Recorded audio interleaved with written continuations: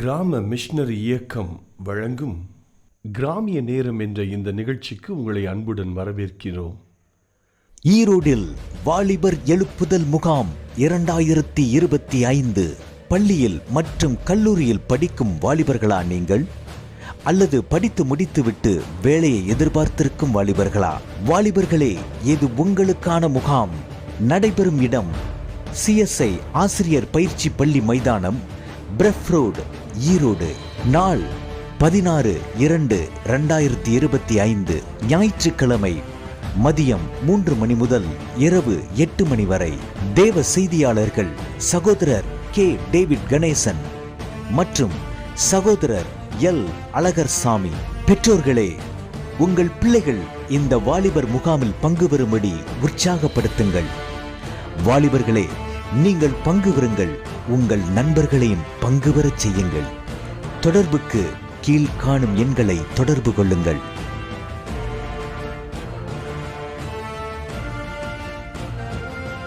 கர்த்தர் உங்களை ஆசீர்வதிப்பாராக. ஆமேன். ஆமீன். வில்லேஜ் டிவி நேயர்களே, உலக எழுப்புதல் ஜெப மையம் நடத்தும் திறப்பின் வாசல் உபவாச ஜெபம் நடைபெறும் நாள் February 8 சனிக்கிழமை. நேரம் காலை 10 மணி முதல் மதியம் 2 மணி வரை நடைபெறும்.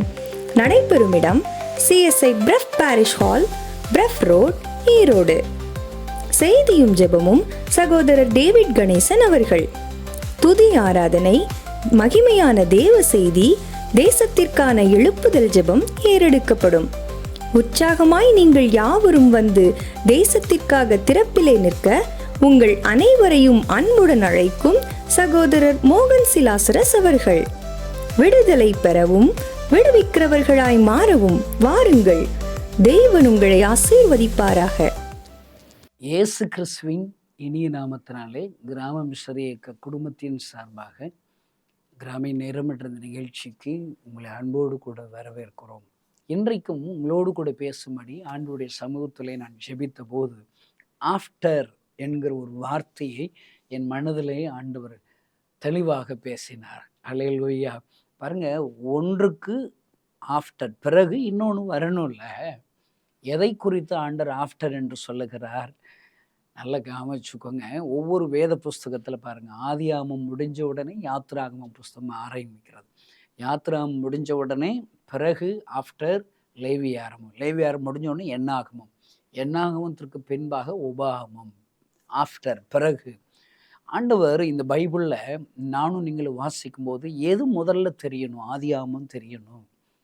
அது எல்லாம் ஆதியாகமத்திலிருந்து ஒரு சத்தியத்தை ஆண்டவர் கற்றுக் கொடுக்குறார். ஒன்றும் இல்லாமலிருந்து எல்லாவற்றையுமே ஆண்டவரால் உண்டாக்க முடியும். அல்லேலூயா. யாத்திராகமத்தின் பிரயாணங்களிலே, நம்முடைய பிரயாணங்களிலே ஆண்டவர் மேகஸ்தம்பத்தினால், அக்னி ஸ்தம்பத்தினாலே நம்மை வழிநடத்துவார் என்பதை சொல்லிக் கொடுக்கிறது. ஒவ்வொரு புஸ்தகத்திற்கு பிறகு உங்களுக்கு எனக்கு என்ன சத்தியம் வேணுமோ அதை ஆண்டவர் சொல்லிக் கொடுக்கிறார். அல்லேலூயா. இன்றைக்கு உங்களோடு கூட பேசும்படி ஆண்டவர் சொன்ன ஆஃப்டர் எதை குறித்து சொல்கிறார் என்றால், பைபிளில் நிறைய ஆண்டவரால் பயன்படுத்தப்பட்ட பாத்திரங்கள் இருக்கிறார்கள். ஆபிரகாம் பின்பாக ஈசாக்கை ஆண்டவர் கொடுக்கிறார். ஈசாக்குக்கு ஆஃப்டர் யாக்கோபு. பாருங்க, ஒருத்தருக்கு பின்பாக ஒருத்தரை ஆண்டவர் பயன்படுத்துகிறார். அல்லேலூயா. இப்போ 21 நூற்றாண்டுகள் நம்முடைய தேசத்தில் எத்தனையோ மிஷனரிகளை ஆண்டவர் பயன்படுத்தி விட்டார். அவர்களுக்கு மரித்ததற்கு பிறகாக ஆஃப்டர் அவருடைய ஊழியம் நின்று போகலைங்க. அவர் மனதில் என்ன நினைக்கிறாரோ அந்த ஊழியத்தை முன்னெடுத்து செல்வதற்கு ஆண்டவர் சிலரை தெரிந்து கொள்ளுகிறார். அல்லேலூயா.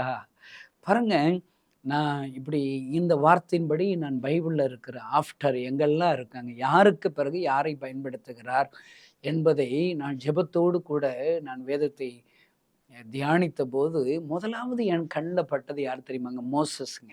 மோசஸ்ங்கிறவர் லட்சக்கணக்கான ஜனங்களை வழிநடத்தும்படி ஆண்டவரால் தெரிந்து கொள்ளப்பட்ட பெரிய ஒரு பாத்திரம், சூப்பர் ஸ்டார் என்று சொல்லுவேன். அல்லேலூயா. அவன் அங்கே மாமியார் வீட்டில் சுகமாக இருக்கிறான். ஏன்னா மாமியார் வீடுனாலே சுகந்தாங்க. அல்லேலூயா. என்ன கொஞ்சம் தாழ்மையோடு இருந்துக்கிறணும். இன்னைக்கு யாராவது மாமியார் வீட்டில் இருக்கீங்களா? சத்தமாக உங்கள் ஒய்ஃபை திட்டிட முடியாது. இப்போ எனக்கு நல்ல ஒரு மாமியார், ஜெபத்தோடு இருக்கிற மாமியார். எங்கள் அம்மா சரஸ்வதி அவங்க பேர். அவங்களுக்கு ஜெபிக்கனா தெரியாது. எனக்கு அநேக நாட்கள் ஆண்டவரே நல்ல ஒரு ஜெபிக்கிற தாயாராக எனக்கு நீர் கொடுத்திருந்தேனானால் எவ்வளவு நல்லா இருக்கும். அல்லேலூயா. ஆனால் எங்கள் அம்மா ரொம்ப அன்பாக இருப்பாங்க. ஆமென். அல்லேலூயா. நல்ல அப்பாவும் கொடுத்துருக்கிறார். ஆனாலும் என்னுடைய ஜெபத்தை கேட்டு என்னுடைய அம்மாவை போல இன்னொரு அம்மாவை மாமியாராக கொடுத்தார். அவங்க பேர் கிரேஸ் பாருங்க. அல்லேலூயா. எப்பொழுதும் ஜெபித்து கொண்டிருப்பார்கள். அவங்க என் கூடயே இருக்கிறாங்க. அவங்க வீட்ல 3 பெண் பிள்ளைகள் என்னுடைய மனைவி வீட்ல. அதில மூத்த பொண்ணு தான் என்னுடைய மனைவி ஜெபராணி. அவங்க அப்பா, அம்மாவ நான் தானங்க கவனிக்கணும். என் சொந்த அம்மா, அப்பா போல நான் கவனிக்கணும்னு சொல்லி விரும்புவேன்.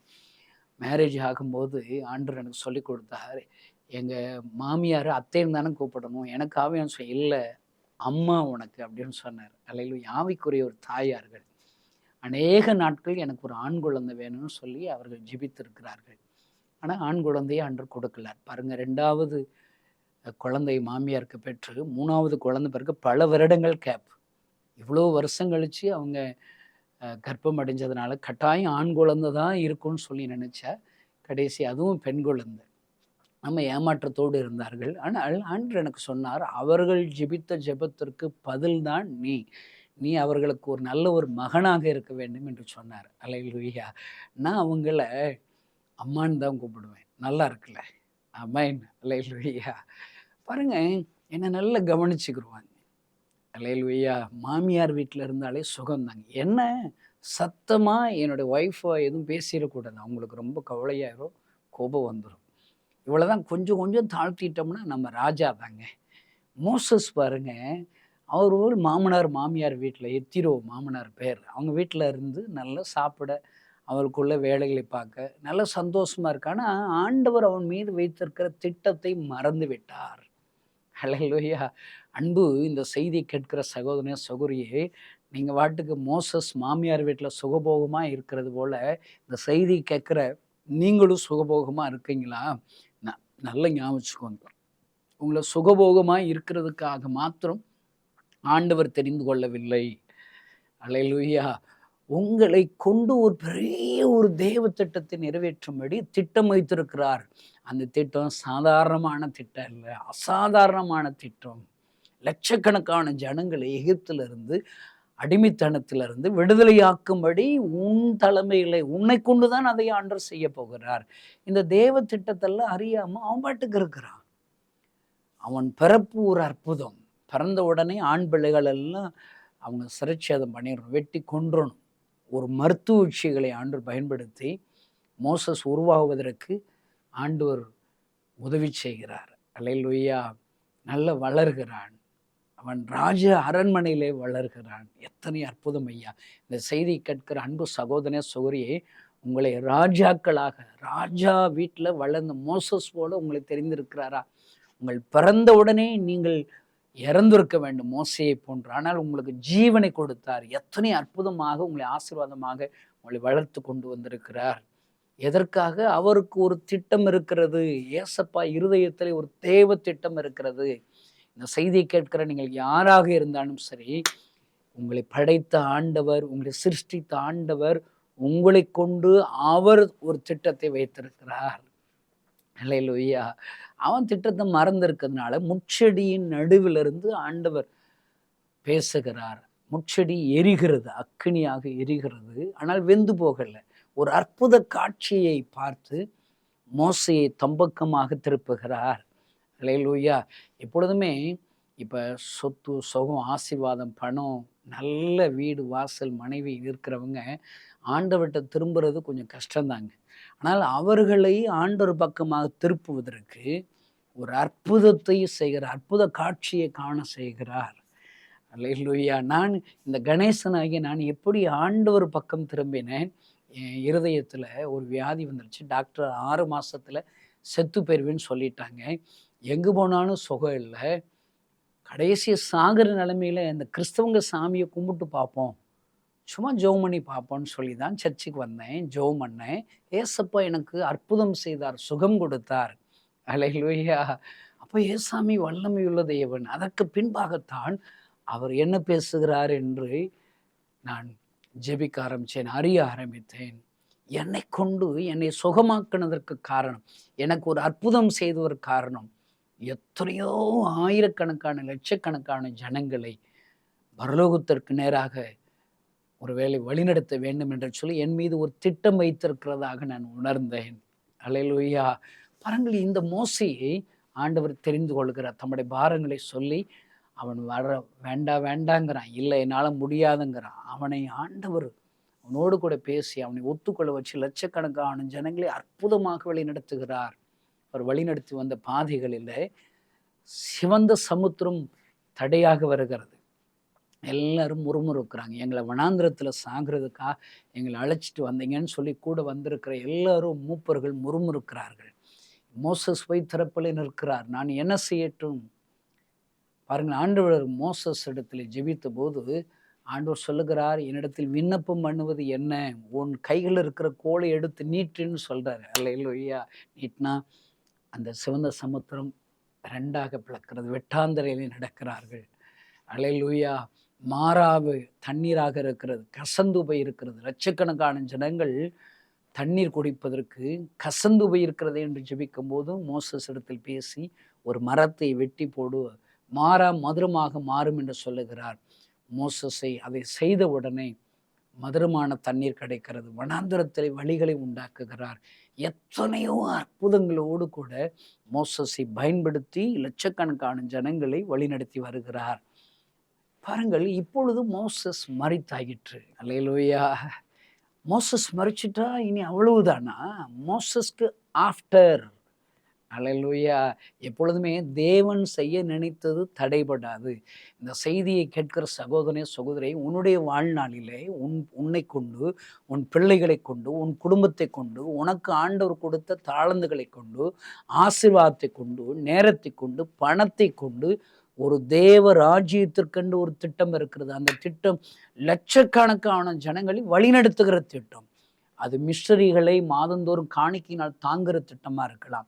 நான் அடிக்கடி எல்லா இடத்துலையும் சொல்லுவது உண்டு, ஒன்று போகணும், இல்லாட்ட அனுப்பணும். இந்த செய்தியை கேட்குற நீங்கள் முழு நேரம் மிஷனரியாக வந்திருக்கணுங்க. இப்போ வர்றீங்களா? இந்த வருஷத்தில் 1000 மிஷனரிகளை புதுசாக எடுக்க போகிறோம். நீங்கள் 1000ல் ஒரு மிஷனரியை வாங்க, வரமாட்டீங்க. என்ன சரி, முதற்கனி கர்த்தருடையது. உங்கள் மூத்த பிள்ளை ஊழியத்துக்கு கொடுக்கணுங்க. உங்கள் மூத்த பிள்ளை ஊழியத்துக்கு கொடுத்துட்றீங்களா? நீங்கள் வரமாட்டீங்க, உங்கள் மூத்த பிள்ளையும் ஊழியத்துக்கு கொடுக்க மாட்டீங்கன்னா அப்போ நீங்கள் என்ன செய்யணும்? உங்கள் தாளந்துகள் மூலியமாக, உங்களுடைய ஜெபத்தின் மூலியமாக, உங்களுடைய காணிக்கையின் மூலியமாக முழு நேர மிஷனரிகளை தாங்க வேண்டும் ஐயா. அல்லேலூயா! ஒரு மிஷனரியை நாங்கள் தாங்கிட்டோம் பிரதர், அதுவழி திருப்தியாக இருக்கக்கூடாது. 2வது மிஷனரி, 3வது மிஷனரி, 4வது மிஷனரி. உங்களுக்கு எவ்வளோ பிளஸ்ஸிங் ஆண்டவர் கொடுக்குறாரோ அதில் உள்ள ஒரு பகுதியை ஆண்டவருக்காக கொடுத்து தேவ ராஜ்யத்தை குறிய உங்களுடைய பங்களிப்பை நீங்கள் கொடுக்க வேண்டும். அல்லேலூயா! நல்லா ஞாபகம் வச்சுக்கோங்க, ஆண்டவர் தம்முடைய இருதயத்தில் ஒரு தேவ திட்டம் வைத்திருக்கிறார். அந்த தேவ திட்டத்தின்படி லட்சக்கணக்கான இந்திய ஜனங்கள், லட்சக்கணக்கான கோடிக்கணக்கான கிராமத்தில் உள்ள ஜனங்கள் என் ஆண்டவர் அண்டையில் வர வேண்டும், ஆண்டவரை ருசி பார்க்க வேண்டும், பரலோக ராஜ்யத்தில் பிரவேசிக்க வேண்டும். ஒரு தேவ திட்டத்தின்படி தான் ஆண்டவர் ஒவ்வொரு ஊழியக்காரர்களை பயன்படுத்துகிறார். இன்றைய மோசே மரித்தாயிற்று. நீங்கள் யோசுவா எழுதின புஸ்தகம் 1ஆம் அதிகாரம் 1ஆம் வசனத்தை வாசித்து பாருங்க. கர்த்தருடைய தாசனாகிய மோசே மரித்த பின்பு, அதான் இந்த செய்தியுடைய தலைப்பு, ஆஃப்டர். மோசஸ் மரிச்சாயிற்று. அப்போ அவ்வளோதானா? லட்சக்கணக்கான ஜனங்கள் வனாந்திரத்தில் மடிஞ்சு போயிட வேண்டியானா? மெய்ப்பன் இல்லாத ஆடுகளை போல சிதறி போகணுமா? இல்லை, பின்பு, ஆஃப்டர். யார் வர்றா? யோசுவாவை ஆண்டவர் எழுப்புகிறார். Moses after. ஆஃப்டர் மோசஸ் யோசுவா. அல்லேலூயா! அன்பு சகோதரனே, இன்றைக்கு நீ யார் தெரியுமா? எப்படி ஆண்டவரை அறிந்து கொண்டாய்? யாரோ ஒருவரை பயன்படுத்தினார். அந்த பயன்படுத்தின தேவ திட்டம் முழுமையடையவில்லை. அவருக்கு ஆஃப்டர், பிறகாக உன்னையும் என்னையும் ஆண்டவர் வைத்திருக்கிறார். அல்லேலூயா! ஆஃப்டர். மோசஸ்க்கு பிறகு யோசுவா தான். இங்கே அதுதான் போட்டிருக்குது. கர்த்தருடைய தாசனாக மோசே மரித்து, கர்த்தர் மோசையின் ஊழியக்காரன் நூனின் குமாரன் யோசுவாவை நோக்கி, யோசுவாவை ஆண்டவர் பேசுகிறார். மோசே இடத்தில் பேசின ஆண்டவர் யோசுவாவிடத்தில் பேசுகிறார். அல்லேலூயா! அன்பு சகோதரனே, சோனி, இந்த ஆண்டவர் உன்னோடு கூட பேசி கொண்டிருக்கிறார். சில பேருடைய கிறிஸ்தவ குடும்பங்களில் பார்த்துருக்குறேன். அவங்களோட அப்பா நல்ல ஊழியம் செஞ்சுருப்பாங்க. ஆனால் பையன் அவனுக்கும் ஊழியத்துக்கு சம்மந்தமே இருக்காது, ரட்சிப்பே இழந்திருப்பான். அப்படிப்பட்ட நிலைமையோடு இந்த செய்தியை கேட்கிற சகோதரனை, உங்களுடைய அப்பா செய்த ஊழியத்தை அவருக்கு பிறகாக நீ தான் முன்னெடுத்திருக்கணும். அல்லேலூயா. அதற்காகத்தான் அன்று உனக்கு ஜீவனை கொடுத்திருக்கிறார். ஊழியக்கார வீட்டில் நீ பிறந்திருக்கிறியா, அந்த ஊழியத்தை நீ செய்யணும். அல்லேலூயா. ஆஃப்டர் இன்றைக்கு உங்களோடு கூட ஆண்டவர் இடைபடுகிற பைபிளில் எல்லா பக்கம் திருப்பி விட்டாலே, ஒருத்தர் சைலண்ட் ஆன உடனே, ஒருத்தருடைய வாழ்க்கை முடிஞ்ச உடனே இன்னொருத்தர் மேலே அந்த தெய்வ திட்டம் தரிசனம் வருகிறது. சாமுவேல் என்கிற ஒரு தீர்க்கதரிசி ஏன் உருவாக்கப்படுகிறார்? நீங்கள் 1 சாமுவேல் 1ஆம் அதிகாரத்தை நீங்கள் திருப்பி பார்த்தா, ஏலி ஆண்டவரால் தெரிந்து கொள்ளப்பட்ட ஆசாரணிய ஏலி, ஆண்டவர் அவர் மூலியமாக தான் தீர்க்கதரிசியாக லட்சக்கணக்கான ஜனங்களை வழிநடத்துகிறார். ஆனால் ஏலிக்கு என்ன ஆயிடுச்சு தெரியுமா? கண்கள் இருளாகிவிட்டது, கண்கள் பார்வை கம்மியாகிவிட்டது. இன்றைக்கு நிறைய பேருடைய ப்ராப்ளம் என்ன தெரியுமாங்க? இன்னைக்கு நிறைய ஊழியக்காரங்க வரும்போது நல்ல தரிசன பார்வையோடு வருவாங்க. ஆனால் அவங்களுக்கு பணமும் ஐஸ்வர்யமும் ஆசீர்வாதம் வசதிகள் வந்த பிறகு அந்த இலக்கிலிருந்து தவறிடுவாங்க. அவங்க கண்ணு குருடாயிரும், தரிசன கண்ணு குருடாயிரும். அல்லேலூயா. ஆனால் தெய்வ திட்டம் நிறைவேறாமல் போக முடியுமாங்க? ஏலிக்கு பிறகாதான் ஆண்டவர் சாமுவேலை எழுப்புகிறார். ஆமென். அல்லேலூயா. அங்கே ஏலி உயிரோடு இருக்கும் போதே கண்கள் இருளடைஞ்சு அவர் வாட்டுக்கு படுத்திருக்கிறாரு. அங்கே ஒரு சின்ன பையனா பால் கூடி மறந்த உடனே தன் தாயாரால் ஒப்பு கொடுத்த சிறு பையன் சாமுவேல் அங்கே படுத்து உறங்கி கொண்டிருக்கிறான். அவனை ஆண்டவர் எழுப்புகிறார். சாமுவேலை சாமுவேலை என்று கூப்பிடுகிறார். அல்லேலூயா. நான் ஒரு நல்ல ஒரு குடும்ப தலைவனாக இருக்கிறேன். 4 பிள்ளைகள் எனக்கு இருக்கிறாங்க. என் பிள்ளைகள் யாராவது தூங்கும்போது தூங்குறத என் மனைவி கூட தூங்குற பிள்ளையை டிஸ்டர்ப் பண்ணக்கூடாதுன்னு நினைக்கிறவங்க. என் பிள்ளை நல்லா தூங்கணும். ஒரு அற்ப மனிதனாகி பொல்லாத ஒரு தகப்பனாகி நானே என் பிள்ளை தூங்குறதை யாரும் டிஸ்டர்ப் பண்ணக்கூடாதுன்னு விரும்புகிறாங்க.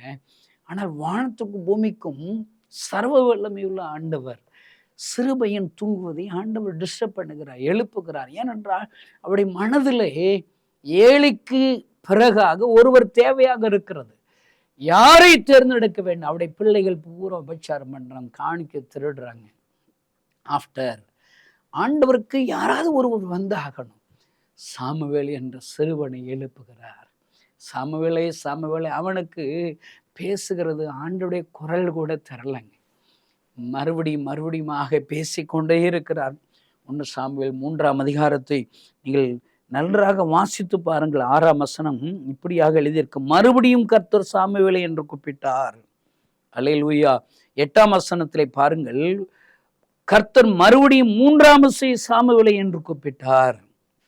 அருமையான தேவனுடைய பிள்ளைகளே, இந்த செய்தியை கேட்கிற நீங்கள் மனதிலே ஏலிகள் தரிசனத்தை இழந்ததினால் அந்த ஏழுக்கு பிறகாக ஆஃப்டர் உங்களோடு கூட இடைபடுகிறார், உங்களோடு கூட பேசிக்கொண்டே இருக்கிறார். நீங்கள் படுத்து உறங்கிக் கொண்டே இருக்கிறீர்களா? ஆண்டவர் உங்களுக்காக காத்திருக்கிறார். God is waiting for Samuel.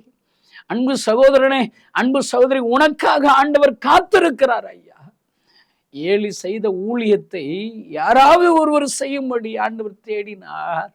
உன்னை ஆண்டவர் கண்டுபிடித்திருக்கிறார். சொல்லும் அடியேன் கேட்கிறேன் என்று சொன்னால் போதும். ஏலி மேலிருந்த அதே அபிஷேகத்தின் வல்லமை சாமுவேலை நிறைத்தது போல உன்னை நிரப்பும். ஐயா, இன்றைக்கு யாரெல்லாம் அந்த செய்தி கேட்கிறீர்களோ, சொல்லும் அடியேன் கேட்கிறேன் என்று சொல்லி பாருங்கள். அவர் தம்முடைய இருதயத்தில் இருக்கிற பாரத்தை எல்லாம் உங்களுக்கு கொட்டுவார். ஐயா, அல்லேலூயா. 1 சாமுவேல் 16ஆம் அதிகாரம் 1ஆம் வசனத்தை வாசித்து பாருங்கள். அங்கு கழுதையை தேடி போன சவுலுக்கு பின்பாக ஆண்டவர் இன்னொருவரை தேடுகிறார். அதுதான் தாவீது. அல்லேலூயா. சவுலை கொண்டுதான் ஆண்டவர் பெரிய காரியங்களை செய்யும்படி அபிஷேகம் கொடுத்தார்.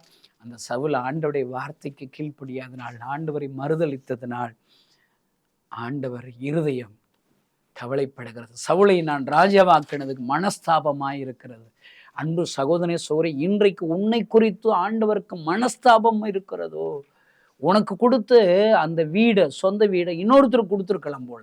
உனக்கு கொடுத்திருக்கிற அந்த அபிஷேகத்தை இன்னொருத்தர் கொடுத்திருக்கலாம். உனக்கு கொடுக்கிற அந்த ஐஸ்வர்யத்தை ஆசீர்வாதத்தை இன்னொரு கொடுத்திருக்கலாம். சவுலை ராஜாவாக்குனது மனஸ்தாபமாக இருக்கிறது. சாமுவேல்கிட்ட 1 சாமுவேல் 16 அதிகாரத்தில் ஆண்டவர் சொல்றாரு, கர்த்தர் சாமுவேலை நோக்கி, இஸ்ரவேலில் ராஜாவா இராதபடிக்கு நான் புறக்கணித்து தள்ளின சவுலுக்காக. அவர் புறக்கணிச்சு தள்ளிட்டாரு. ஏன்? அவன் ஆண்டவர் சொன்னபடி கேட்கணும் இல்லைங்க. நோவா அப்படியே செய்தான். தேவன் தனக்கு கட்டளையிட்டபடி எல்லாம் செய்தான். ஆதியாகமம் 6 கடைசி வசனத்தை வாசித்து பாரு. அவர் சொல்றத அப்படியே செய்யணுங்க. அப்படிப்பட்டவர்கள் தானையா இன்றைக்கு ஆண்டவருக்கு தேவை. இந்த கடைசி கால எழுப்பதற்கு ஆண்டவருக்கு தேவை. அன்பு சகோதரனே, உன்னை குறித்து என்ன? What is about you? உன்னை குறித்து என்ன? அவருடைய வார்த்தைகளுக்கு நீ கீழ்ப்படுகிறாயா? அப்படியே கீழ்ப்படுகிறாயா? உன்னை அழைத்ததற்கு, உன்னை ஆசீர்வதித்ததற்கு ஒரு நோக்கம் இருக்கிறது. அந்த நோக்கம் என்ன? ஆண்டவருக்காக ஏதாயிலும் செய்ய வேண்டும். உன்னுடைய பங்களிப்பை தெரிந்து கொண்டு அதில் நீ செயல்படணும். அது ஜெபிக்கிற பங்களிப்பாக இருக்கலாம், காணிக்கை கொடுக்கிற பங்களிப்பாக இருக்கலாம், இல்லை பகுதி நேரமாக ஊழியம் செய்கிற ஒரு பங்களிப்பாக இருக்கலாம். ஏதோ ஒரு பங்களிப்பு ஐயா. இன்றைக்கு ஆண்டவருக்கு நீ தேவை ஐயா. நீயும் உன்னுடைய நேரங்களும் என் ஆண்டவருக்கு தேவை ஐயா. சவுலுக்கு பிறகு ஆண்டவர் தாவீதை தெரிந்து கொள்ளுகிறார். நான் அடிக்கடி யோசிச்சு பார்த்தேன், எனக்கு பிரசங்கம் பண்ண தரல, எனக்கு நல்ல கிறிஸ்தவ அப்பா இல்லை, கிறிஸ்தவ நல்ல அம்மா இல்லை, என்னை என்கரேஜ் பண்ணுறங்க என் கூட பிறந்தவங்க யாரும் இல்லை. ஏன் ஆண்டவரே எனக்கு இவ்வளோ பெரிய இலக்கை கொடுத்துருக்குறீங்க? உங்கள் மத்தியில் பேசுகிற இந்த நேரத்தில் கூட இந்த வருஷ இலக்கை நினைத்து என் உள்ளம் பதறுகிறது ஐயா, கவலை கொள்ளுகிறது. நானும் ஒரு மனுஷன்தாங்க. மாதந்தோறும் எத்தனை லட்சங்கள் எனக்கு தேவை இருக்கிறது. ஐயோ, இந்த மாதம் கரண்ட் பில்லு கட்டணுமே, இந்த டிவி ஊழியத்திற்கான மாதாந்திர தேவைகள் சந்திக்கப்பட வேண்டுமே, என்னோடு கூட ஊழியம் செய்கிற 1500 மிஸ்டரிகளுக்கு கொடுக்குற சின்ன ஒரு உதவித்தொகை என்னால் கொடுக்க முடியவில்லையே, நான் பதறுகிறேன். ஆண்டவரே, ஏன் என்ன போய் இந்த ஊழியத்தை எனக்கு போய் கொடுத்தீங்க அப்படின்னு சொல்லி ஆண்டவரிடத்தில் கேட்டா, ஏற்கனவே சில ஊழியர்களை நம்பியிருந்தேன், சவுலை நம்பியிருந்தேன், அவர்கள் செய்யாததினால் அவர்களுக்கு பிறகாக நான் உன்னை நம்புகிறேன். அல்லேலூயா. நீ சரியில்லையா, என் ஊழியம் தடைபடாது கணேசன். உனக்கு பின்பாக, ஆஃப்டர், உனக்கு பதிலாக நான் இன்னொருவரை தேர்ந்தெடுப்பேன்.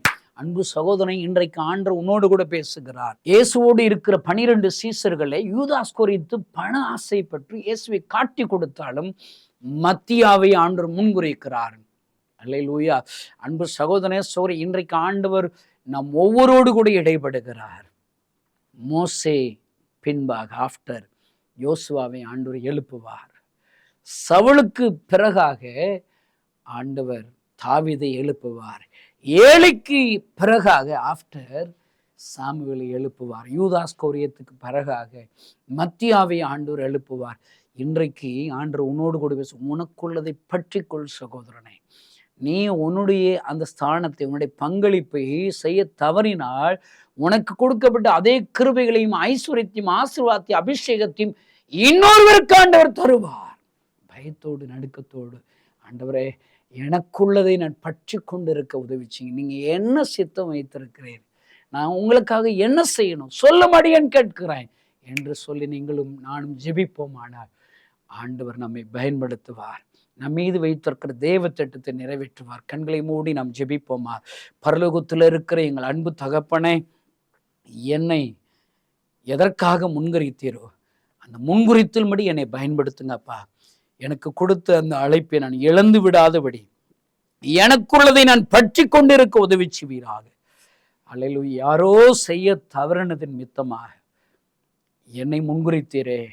மோசே மரித்த பின்பாக, ஆஃப்டர் மோசஸ், யோசுவாவை முன்குறித்தது போல என் கைகளில் பெரிய ஒரு இலக்கை கொடுத்துருக்கீங்களே, இலக்கை அடைவதற்கு என்னை ஒப்பு கொடுக்குறேன். உங்களுடைய விருப்பத்திற்கு என்னை ஒப்பு கொடுக்குறேன். குயவன் கையில் இருக்கிற மண்ணு போல என்னை உங்களுடைய கைகளில் ஒப்பு கொடுக்குறேன்.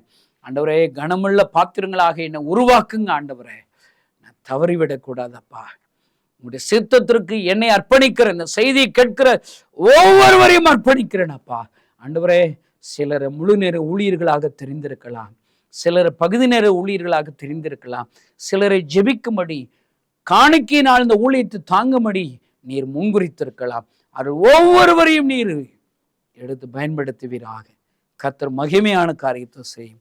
இயேசுவின் நாமத்தினால் பிதாவே, ஆமென். இந்த செய்தியின் மூலம் தேவன் உங்களோடு இடைப்பட்டிருப்பார் என்று விசுவாசிக்கிறோம். நீங்களும் எங்களோடு இணைந்து தேவனுடைய பணியில் தோள் கொடுக்க விரும்புகிறீர்களா? கீழ்க்கண்ட எங்கள் ஊழிய திட்டங்களுக்காக ஜெபிக்க முன்வரலாமே. தமிழ்நாடு மற்றும் பிற மாநிலங்களிலும் ஆலயம் கட்ட தேவையாயுள்ள 1000 கிராமங்களில் இடம் வாங்கி ஆலயம் கட்டப்பட ரூபாய் 5 லட்சமோ அல்லது அதில் ஒரு பகுதியையோ கொடுத்து ஆலயம் கட்டி கொடுப்போர் எழும்ப ஜெபியுங்கள். சூனேமியால் எலிசாவிற்கு ஒரு அறை வீட்டை கட்டி கொடுத்தது போல புதிய மிஷனரிகள் தங்கி பயிற்சி எடுப்பதற்கு ரூபாய் 2 லட்சம் கொடுத்து ஒரு மிஷனரி வீட்டை கட்டி கொடுப்போர் எழும்ப ஜெபியுங்கள். நாம் சந்திக்கும் வாலிபர்கள் மற்றும் ஆரம்ப விசுவாசிகளை கிறிஸ்துவுக்குள் வளரச் செய்ய ரூபாய் 300 கொடுத்து ஒரு வேதாகமமோ அல்லது அதற்கு மேற்பட்ட வேதாகமங்களையோ வாங்கி கொடுப்போர் எழும்ப ஜெபியுங்கள். நாம் பணி செய்யும் 8 மாநிலங்களிலும் உள்ள முழுநேர மிஷனரிகளை மாதந்தோறும் ரூபாய் 10,000 கொடுத்தோ அல்லது இயன்ற காணிக்கையை கொடுத்தோ தாங்குவோர் எழும்ப ஜெபியுங்கள். தமிழ்நாடு மற்றும் பிற மாநிலங்களிலும் துரிதமாக சுவிசேஷம் அறிவிக்கவும் பின்தொடர் பணிக்காகவும் சுவிசேஷ வாகனங்கள் வாங்கி கொடுப்போர் எழும்ப ஜெபியுங்கள். மேலும் எங்களோடு தொடர்பு கொள்ள விரும்பினால் திரையில் காணும் எமது முகவரியை குறித்துக் கொள்ளுங்கள். கிராம மிஷனரி இயக்கம், தபால் பெட்டி எண் 51, விருதுநகர் 626001. இந்த நிகழ்ச்சியையோ அல்லது எங்கள் ஊழியத்தையோ நீங்கள் தாங்க விரும்பினால் கீழ்காணும் தொலைபேசி எண்ணை தொடர்பு கொள்ளலாம். 7378000444 7378000444. கர்த்தர் தாமே உங்களை ஆசீர்வதிப்பாராக.